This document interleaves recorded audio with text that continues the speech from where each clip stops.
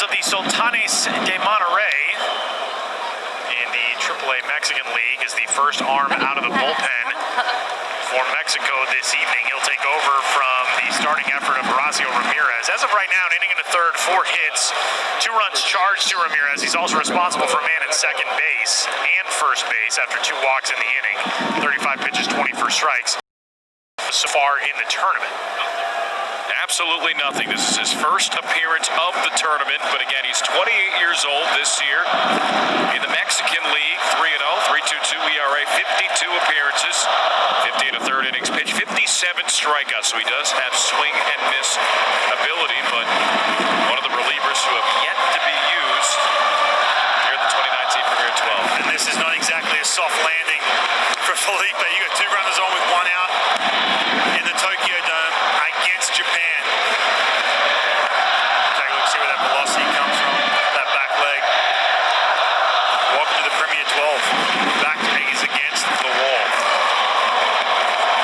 We've seen some interesting deliveries over the last couple of days from this Mexico side. Manuel Barreda came in yesterday, Ryan, and has that insanely over-the-top arm angle where it looks like his arm is going to snap off from his body. Right. 2 balls and no strikes to Hayato Sakamoto, who had the single to get Japan started last inning with 2 runs across. I made a mistake, guys. This is actually his 3rd appearance, so I looked at the wrong player. 1-0, 3 innings pitched, 2 hits, no runs. So that one's on me, guys. I apologize. No problem. It happens. Gonzalez in the wind and home, and a rope back out into left center and down for the 3rd run of the ball game as steaming around to score is Aizawa, and it's a 3-0 lead in the second for Japan. And you just will not get this offense as cold as they have been when you are constantly 3-1, 2-0 counts all day long. We saw this from Horacio Ramirez trying to trick his way through that start. And now for Felipe Gonzalez slipping behind 2-0. You really have no answers in that situation with that fastball up in the strike zone. That is 5 hits for this team now, all of them singles, and they are just lashing ropes all around this field. And not to mention, we've now seen on a couple of these base hits, runners go first to third, as Tetsudo Yamada did right there, so he's now 1 station away. Sakamoto posts up at first. And Gonzalez, that run goes charged at Horacio Ramirez, trying to do something to get out of this trouble in the bottom of 2. Righty home, first pitch away, a ball and no strikes. This is a precarious position for this Mexico team. They have not trailed in the 2019 Premier 12 since the first inning of game number 1. Dominican Republic led 1-0. Mexico then scored 5 unanswered runs. So they have not been used to this situation, and to do it in the Tokyo Dome, it's tough. That was a rain-shortened victory for Mexico, just over 6 innings. That was a 3-1 game going into the 6th. And in the 6th inning in that game, Mexico was at the plate, got back-to-back homers from Efrain Navarro and Matt Clark. A couple of outs followed, and then the rains hit.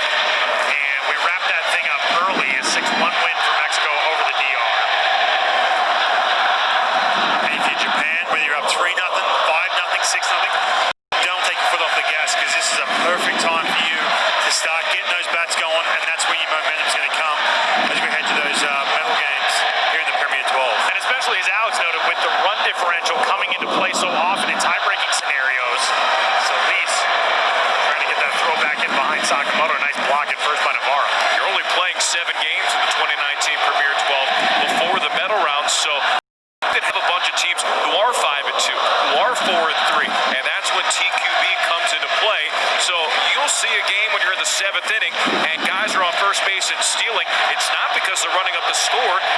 those runs actually matter. Did get a question on Twitter today, and it's always worth addressing.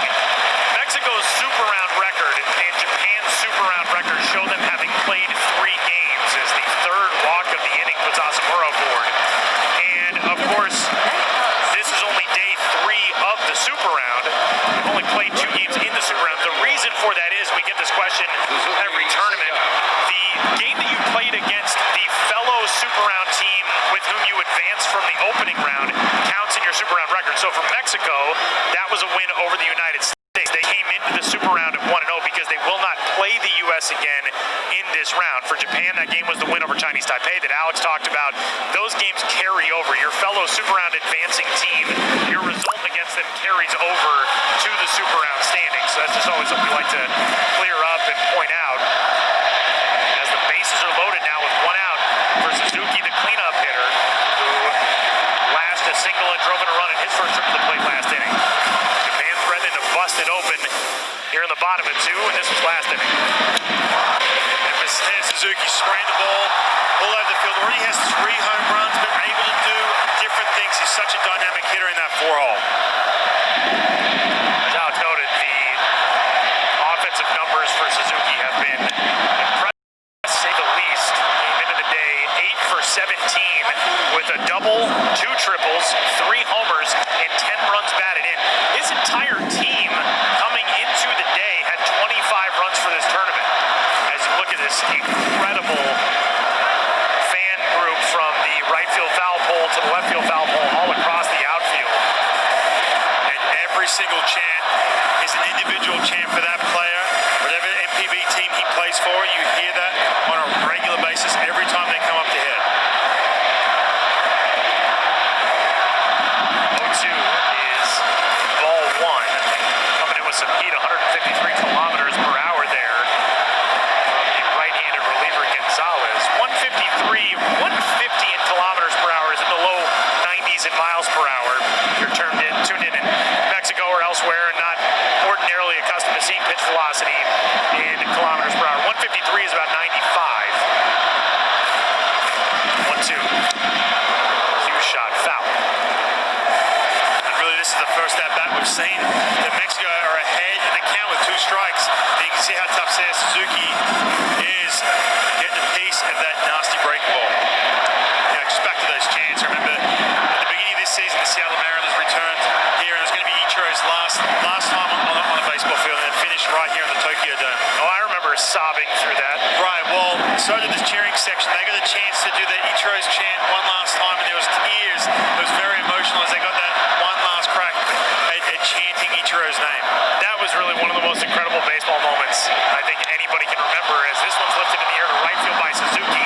Coming in, Perillo makes the catch. Tagging at third is Yamada. He will hold, and at the last second he holds, and that almost became a little dicey. Sakamoto broke from second behind him and had to put the brakes on and fly his way back into the bag. So a fly out for Suzuki, not a sacrifice fly out, and the bases remain loaded. Well, taking a look at the replay, that was flared out to shallow right field.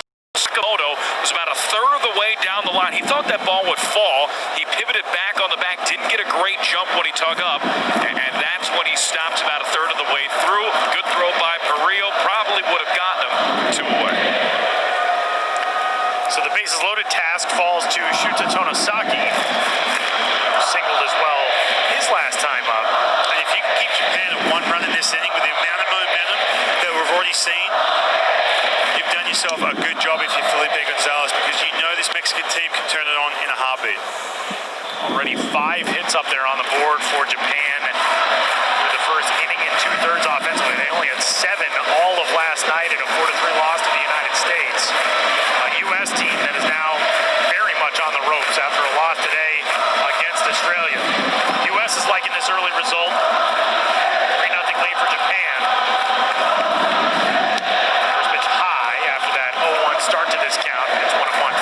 The United States, they do have a chance to still clinch a bid to the Olympics, but needless to say, it won't be easy. They need about 6 things to happen. They need a win versus Chinese Taipei. They need Chinese Taipei, then beat Australia on Saturday. They need 2 Mexico losses, one tonight against Japan, one against Korea on Saturday. they need the TQB to come in effect? A lot of things that are out of your hands in that situation. Yeah. You never want to be in a situation where it's out of your control. The Australian team snuck into this super round on their own accord when they scored the 2 runs. They had to score 2 runs. We talked about that run differential. And let's not forget too, if the US don't qualify for the Olympics here at this Premier 12, you get that second chance draw in March in Arizona. And potentially, if they don't clinch a spot there, the Intercontinental qualifier follows to award the last spot for the 2020 Tokyo Olympic Games. Japan will be there. Israel will be there. 2 more teams will join them after this week in a 1-2 swing and miss. A huge strikeout of Shuta Tonosaki.